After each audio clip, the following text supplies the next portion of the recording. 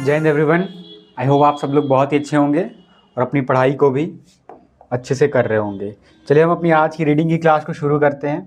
But before that I would like to share a few things regarding this class, that what is the purpose of this class.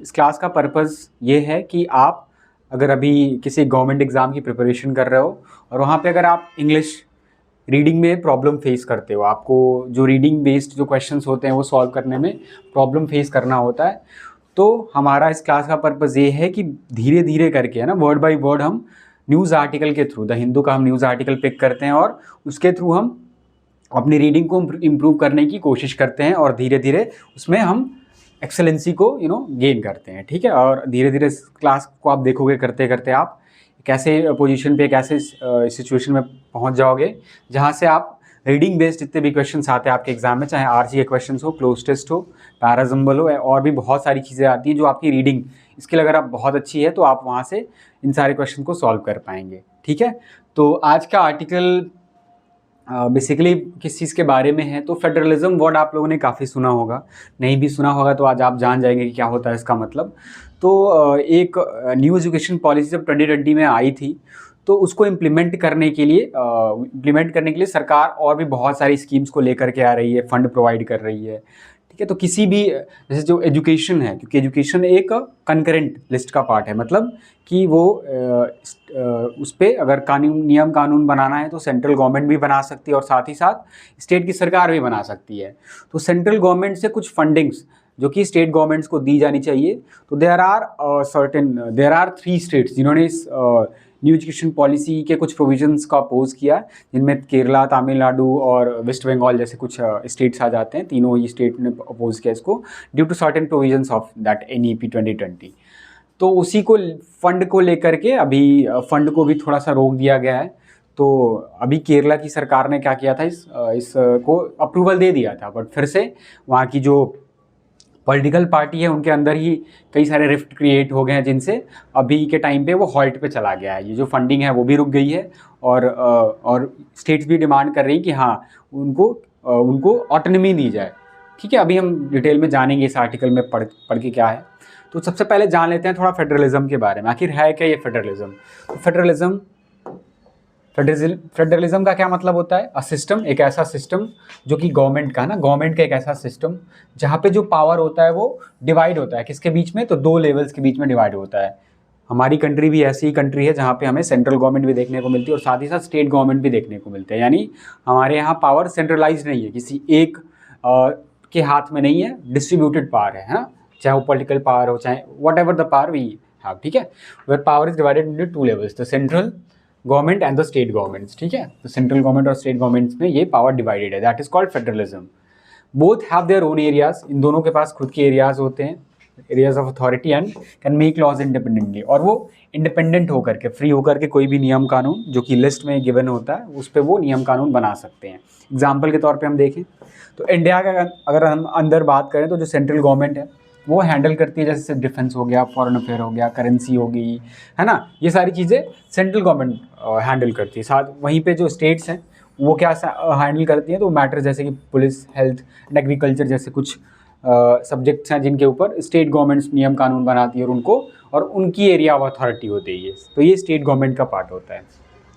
कुछ areas ऐसे हैं जैसे कि education, forest, marriage laws, है ना, शादी से रिलेटेड जितने भी नियम कानून हैं वो दोनों के द्वारा शेयर किए जाते हैं, क्योंकि दीज आर द एरियाज जो कि काफ़ी क्रूशियल होते हैं। दोनों के नियम कानून बनाने का यहाँ पे रूल होना चाहिए, इसलिए ये कॉन्करेंट लिस्ट का पार्ट है, that these are called concurrent subjects. ठीक है, तो यहाँ पे स्टेट गवर्नमेंट और साथ ही साथ सेंट्रल गवर्नमेंट दोनों ही इस पर नियम कानून बना सकते हैं। एक और टर्म भी हम देखेंगे यहाँ पे, थोड़ा सा जान लेते हैं, कोऑपरेटिव फेडरलिज्म क्या होता है। हमारी देखिए कंट्री फेडरलिज्म तो है जहाँ पे हमें पावर का डिस्ट्रीब्यूशन हमें देखने को मिलता है, लेकिन साथ ही साथ कोऑपरेटिव फेडरलिज्म भी हमें देखने को मिलता है। इसका क्या मतलब होता है, तो यहाँ तक कि जो व्हेन दो पावर्स आर डिवाइडेड, हमारे यहाँ जो पावर है वो सेंट्रल गवर्नमेंट और स्टेट गवर्नमेंट के बीच में डिवाइडेड है, तो सेंटर और स्टेट्स वर्क टुगेदर, ये क्या करते हैं, एक साथ काम करते हैं पार्टनर की तरह, ताकि वो एक कॉमन गोल के क्या कर सके, अचीव कर सके। क्योंकि अल्टीमेटली वी देखिए स्टेट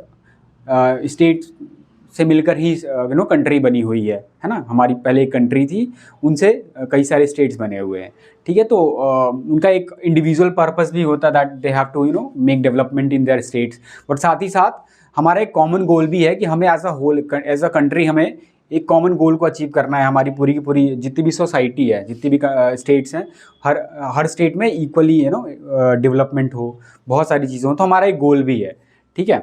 तो जैसे कि मान लीजिए अगर हमें 2047 तक अगर हमें डेवलप्ड कंट्री की कैटेगरी में आना है, तो वहाँ पे हर एक स्टेट को मिलकर के काम करना पड़ेगा, और हमारा कॉमन गोल ये है कि हमें 2047 तक हमें डेवलप्ड कंट्री बन के दिखाना है। तो सारे स्टेट्स मिलकर के काम करेंगे। तो ये क्या होता है फिर, ये हमारा कोऑपरेटिव फेडरलिज्म का एक एग्जाम्पल हो गया, ठीक है। तो एग्जाम्पल भी देख लेते हैं, जैसे कि स्कीम्स जैसे कि PM आवास योजना हो गया, स्वच्छ भारत, या फिर नेशनल एजुकेशन पॉलिसी। इनको ज़रूरत होती है बोथ सेंटर एंड स्टेट के कोऑपरेशन की। यहाँ पे एक के कोऑपरेशन, एक से काम नहीं चलेगा, दोनों को साथ में मिलकर के काम करना पड़ेगा, तभी जा करके इस ऐसी स्कीम्स को हम सोसाइटी के ऊपर, हमारी पब्लिक के ऊपर अच्छे तरीके से इम्प्लीमेंट कर पाएंगे। एक तो जो फंड प्रोवाइड करता है, इसी आर्टिकल में इस फंड के हम बारे में जानेंगे भी। अदर इम्प्लीमेंट, और इसको क्या करता है, जो स्टेट होता है वो ग्राउंड लेवल पे लिख करके आता है, इसको इम्प्लीमेंट करता है, ठीक है। तो आज का जो आर्टिकल है वो भी कुछ ऐसा ही है, ठीक है, हम अभी देखेंगे उसको। सबसे पहले आज के आर्टिकल में बहुत सारे वोकैबलरी आई है, कुछ वोकैबलरी को हमने शॉर्टलिस्ट किया है अभी, और भी जितनी वोकैबलरीज हैं, वर्ड्स हैं, बहुत ही अच्छे अच्छे वर्ड्स हैं। आज का आर्टिकल पढ़ने में थोड़ा सा आसान है, ज़्यादा आसान नहीं है, पर वोकैबलरी का पूरा आपको एक डिटेल व्यू मिलेगा इसमें, है ना। तो इस हिसाब से थोड़ा सा वोकैबलरी पर्पज से ये एक आर्ट क्लास काफ़ी इंपॉर्टेंट हो जाती है। पहला वर्ड है डोवेटल। डोवेटल का मतलब क्या होता है, तो टू फिट और कंबाइन हार्मोनियसली, है ना, कि अगर आप हार्मोनस होकर के, है ना, एक होकर के जब आप किसी चीज़ को फिट करते हो कहीं पे, या कंबाइन करते हो, उसको साथ में ले आते हो, दैट इज़ कॉल्ड डेवोटल। डेवोटल, इसको आप इंटीग्रेट, अलाइन या ब्लेंड भी आप इसको कह सकते हैं। यूफेमिज्म बहुत ही अच्छा वर्ड है ये। यूफेमिज्म का मतलब क्या होता है, तो माइल्ड वर्ड, है ना, used instead of harsh one. यानी अगर आपको किसी को कोई बात समझानी हो, तो बजाय कि आप हार्श वर्ड का यूज़ करो, आप कुछ अच्छे वर्डों का इस्तेमाल करके उसको सरकमलोक्यूट करके, थोड़ा घुमा फिरा करके बात समझाने की कोशिश करते हैं, दैट इज़ कॉल्ड यूफेमिज्म, है ना। That is also called polite expression.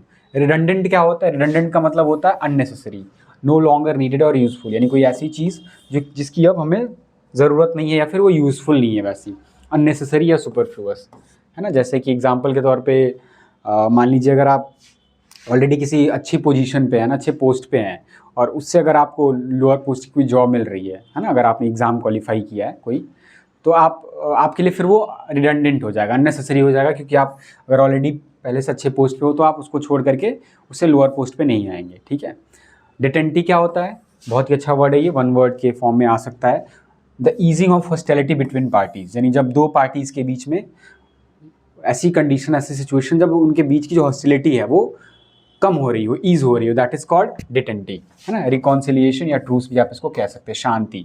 Encroach, encroach का मतलब क्या होता है, तो अतिक्रमण कर लेना, है ना, जबरदस्ती घुस जाना। To intrude and another's right, यानी किसी दूसरे के राइट में हस्तक्षेप करना है ना, हिंड्रेंस पैदा करना, दैट इज कॉल्ड इंक्रोच करना है।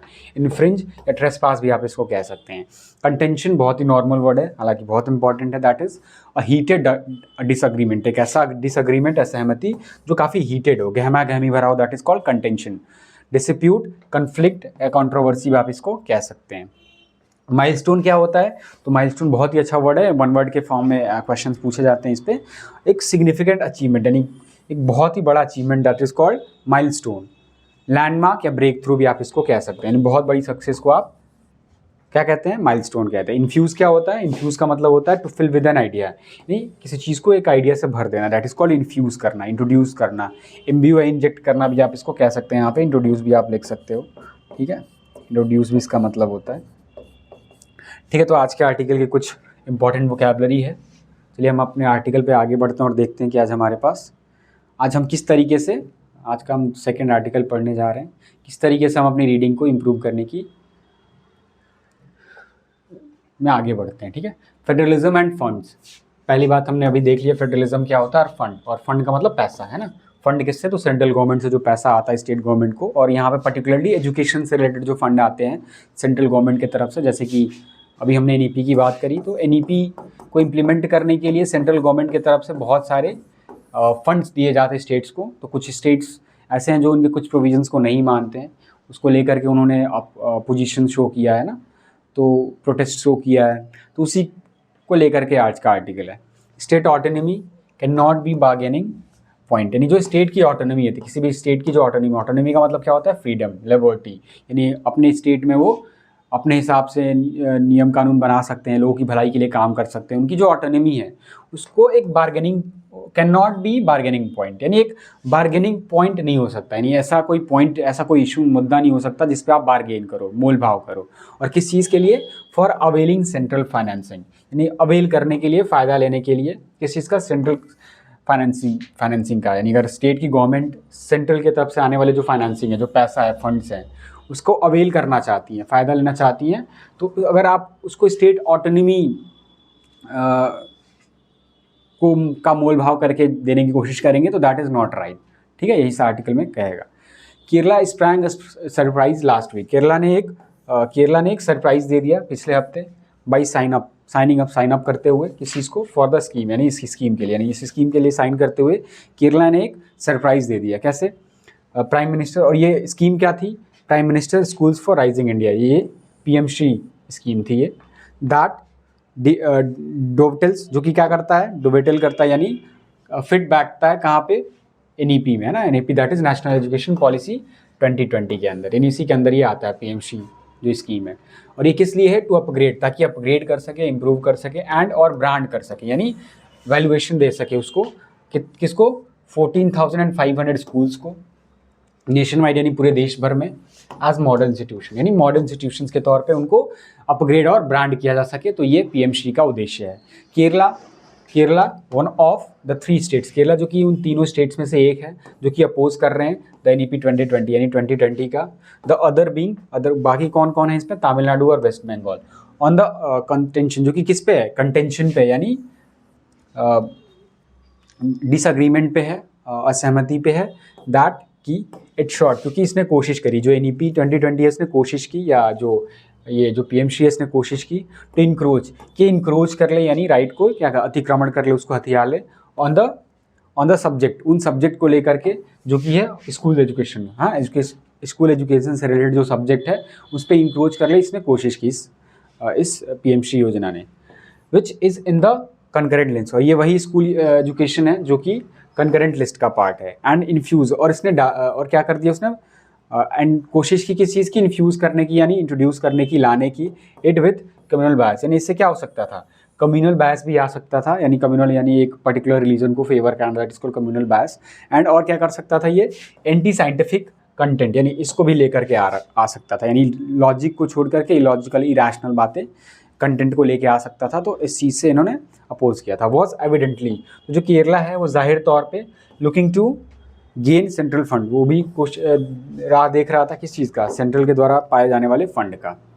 अर्लियर दिस ईयर, यानी इस साल की शुरुआत में, तमिलनाडु ने अप्रोच कर लिया, यानी पहुंच गया था कहाँ पे, तो सुप्रीम कोर्ट ऑफ इंडिया, यानी सुप्रीम कोर्ट पहुंच गया था after the centre with help.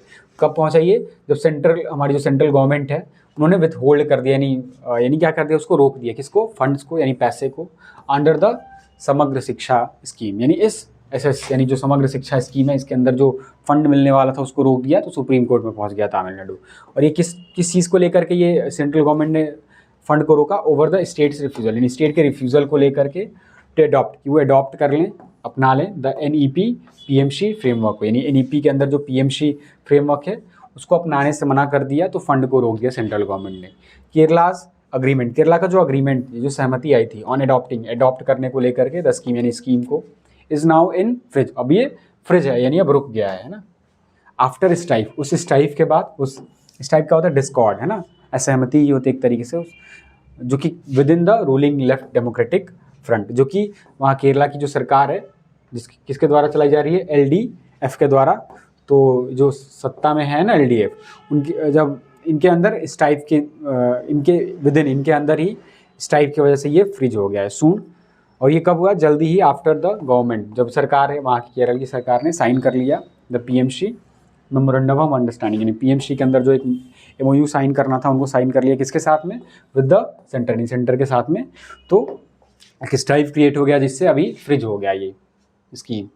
आगे देखें, विदाउट कैबिनेट अप्रूवल, और ये किसके बिना हुआ, ये जो साइन किया मेमोरेंडम ऑफ अंडरस्टैंडिंग सेंटर के साथ में जो केरला की गवर्नमेंट है वो बिना एक कैबिनेट के अप्रूवल के हुआ। यानी अगर आपको कोई भी मेमोरेंडम साइन करना हो तो कैबिनेट का अप्रूवल चाहिए होता है, लेकिन केरला की गवर्नमेंट ने ऐसा नहीं किया, अप्रूवल नहीं लिया और साइन कर लिया।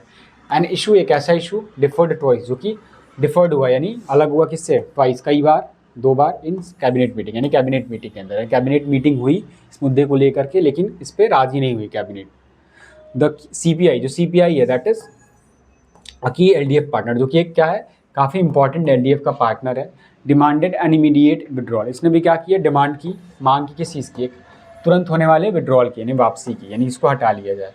तो CPIM जो communist party of India Marxist है, विच होल्ड, जो कि होल्ड करता है द जनरल एजुकेशन पोर्टफोलियो, यानी जो CPIM है वो उनके पास ही है, जो पोर्टफोलियो है जो मिनिस्ट्री एजुकेशन की उन्हीं के पास है।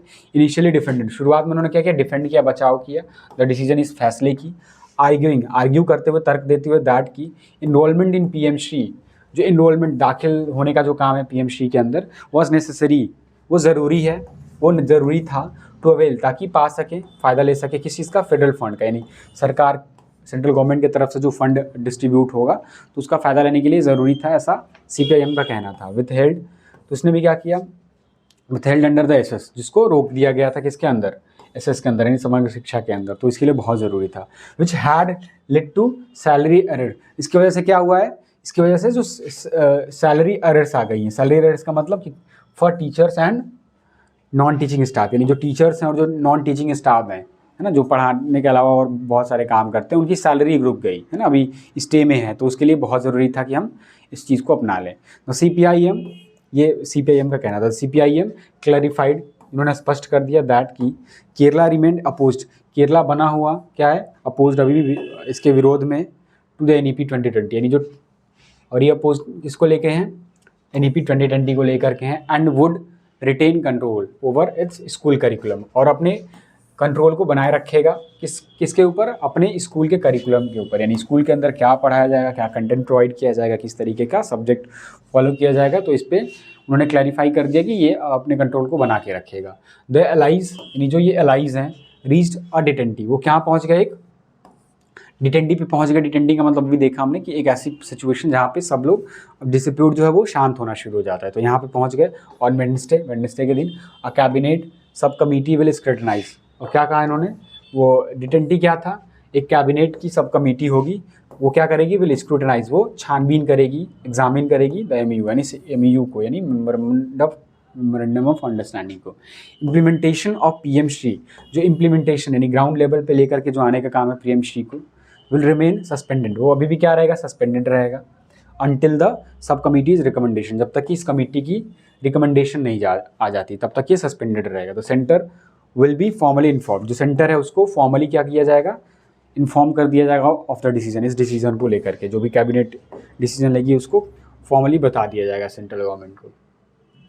Kerala has long excelled, Kerala जो है उसने लंबे टाइम से एक्सेल किया, निपुणता हासिल की है इन स्कूल एजुकेशन के अंदर, अचीव करते हुए, प्राप्त करते हुए near universal gross involvement ratio को, यानी यूनिवर्सल ग्रॉस इन्वॉल्वमेंट रेशियो, यानी जितने भी एलिजिबल पॉपुलेशन है केरला के अंदर, वहाँ पे अगर वहाँ सबको शिक्षा मिले, सब लिटरेट हों, तो इस मतलब सब लोग का दाखिला हो जाए ना, स्कूल्स में दाखिला हो जाए, तो इस लगभग उसने हासिल कर लिया इस चीज़ को, हाई रिटेंशन रेट्स को, यानी वहाँ का जो रिटेंशन रेट है, यानी एक बार जो दाखिला लेता है वो अपनी स्टडी को कंटिन्यू रख रहा है नहीं, तो इस चीज़ के ऊपर भी उन्होंने इस चीज़ को भी अचीव कर लिया। और क्या अचीव किया, सुपीरियर लर्निंग आउटकम्स, यानी जो पढ़ने के बाद है ना, नॉलेज और जो स्किल्स गेन होते हैं उसमें भी उन्होंने सुपीरियॉरिटी हासिल करी है, इस चीज़ को भी अचीव कर लिया। एंड साथ ही साथ मॉडर्न इंफ्रास्ट्रक्चर, यानी इन सब चीज़ों को अचीव करते हुए केरला ने स्कूल एजुकेशन में लंबे टाइम से निपुणता हासिल कर ली है।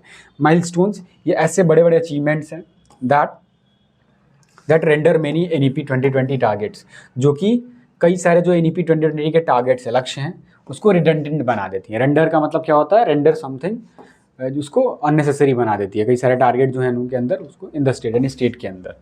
फॉर केरला के लिए PMC अमाउंट्स टू, PMC बराबर है little more than cosmetic rebranding, यानी उनका कहना है कि जो पीएमसी का ये जो स्कीम है वो एक तरीके से सिर्फ अपीयरेंस को रीब्रांड करने का काम है ऑफ ऑलरेडी, और उसकी चीज़ का पहले से ही मौजूद हाई परफॉर्मिंग इंस्टीट्यूशंस का, यानी वहाँ पे ऐसे इंस्टीट्यूशंस हैं तो उनको फिर से एक फेस देने के लिए ये काम किया जा रहा है पीएमसी का। बट द स्टेट, लेकिन जो स्टेट है वुड बी फोर्स्ड, उसको फोर्स किया जाएगा टू कंप्लाई विद, कि वो पालन करे किस चीज़ के, इन प्रोविजंस के, इन कंडीशंस के ऑफ द NEP 2020। NEP 2020 के हैं जो फॉर इंटीग्रेशन के लिए, शामिल करने के लिए ऑफ इंडिया नॉलेज सिस्टम, ताकि इसको शामिल किया जा सके, इंडिया नॉलेज सिस्टम्स को शामिल किया जा सके। विच many Recon is a euphemism, जिसमें जो कई लोग हैं वो उसको मानते हैं इज़ अ यूफेमिज्म, कि क्या है ये यूफेमिज्म है फॉर सूडो साइंस, यानी सूडो साइंस के लिए। सूडो साइंस क्या होता है? नकली साइंस। ये सूडो साइंस का मतलब क्या हुआ कि साइंस कहा जा रहा है कि साइंस है बट साइंस नहीं है वो। इट इज़ रिग्रेटेबल, ये रिग्रेट करने वाली बात है, पछतावा करने वाली बात है, दैट की द सेंटर विथ होल्ड, की जो सेंटर है, सेंट्रल की जो सरकार है, विथ होल्ड यानी रोक करके रखती है फेडरल फंड्स को, यानी जो डिस्ट्रीब्यूट करने वाले जो फंड्स हैं, पैसे हैं, उनको अंडर द SS समग्र शिक्षा के अंतर्गत, टू आर्म ट्विस्ट, ताकि आर्म ट्विस्ट कर सके, अपने हिसाब से मोड़ सके स्टेट्स को इनटू एक्सेप्ट करने में NEP 2020 को या फिर PMC को। तो ये बहुत ही ये रिग्रेटेबल बात है। वाइल तमिलनाडु हैज़ परसुएडेड, जबकि जो तमिलनाडु है उसने परस्यू कर लिया, हैज़ परस्यूड लीगल रिड्रेस को, यानी उन्होंने लीगल रिड्रेस, उन्होंने सुप्रीम कोर्ट के अंदर गए ना, तो उन्होंने लीगल रेमेडी को क्या किया? परस्यू किया।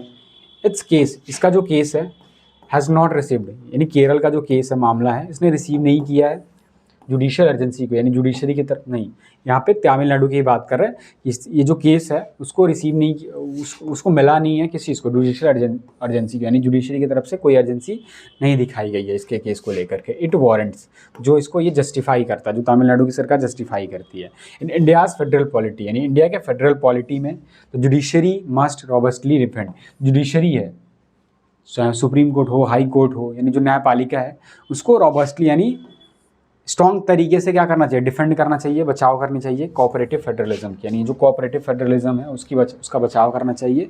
व्हेनेवर इट इज़ अंडरमाइंड, जब कभी भी इसको कमज़ोर करने की कोशिश की जाती है।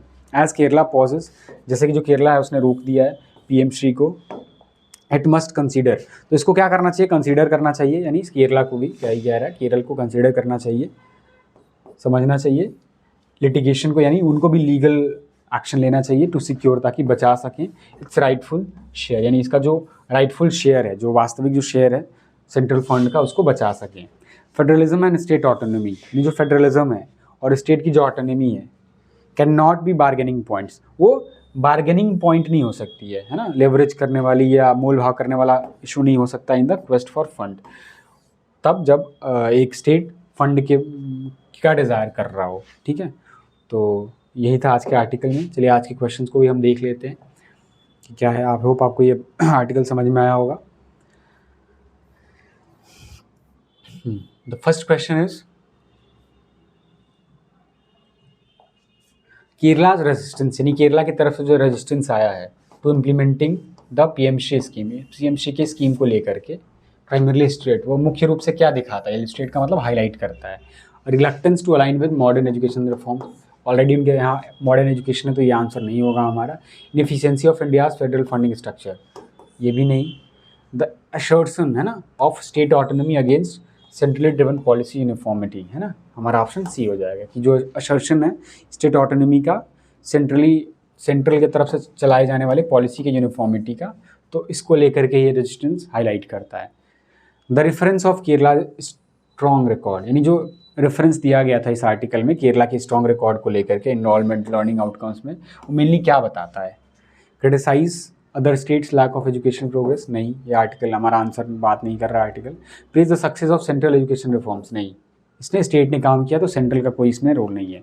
सजेस्ट बताता है कि जो NEP 2020 है has already been implemented in Kerala, नहीं, उन्होंने अलग से अपना काम किया था, क्योंकि education is a concurrent subject जिस पे स्टेट ने भी काम किया। जस्टिफाई करता है कि क्यों केरला देखता है द स्कीम एज अननेसेसरी, बिल्कुल हमारा आंसर क्या हो जाएगा? D हो जाएगा।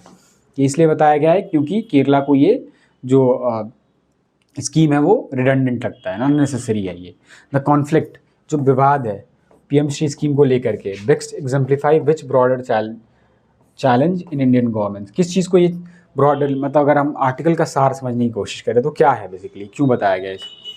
Tension between cooperative and coercive federalism, बिल्कुल हमारा आंसर यही हो जाएगा। जो टेंशन तनाव है कोऑपरेटिव और कोऑर्सिव फेडरलिज्म को लेकर के, यानी एक तो कोऑपरेट करके काम करे और एक ज़बरदस्ती से इम्प्लीमेंट किया जाए पॉलिसीज़ वगैरह को सेंट्रल गवर्नमेंट के द्वारा, जहाँ पे जो सेंटर है वो जोड़ता है फंड्स को टू पॉलिसी एक्सेप्टेंस, की पॉलिसी को एक्सेप्ट किया जाए तभी फंड को दिया जाएगा, अलोकेट किया जाएगा। तो इसी चीज़ को ये पूरे आर्टिकल में हाईलाइट किया गया है, ठीक है।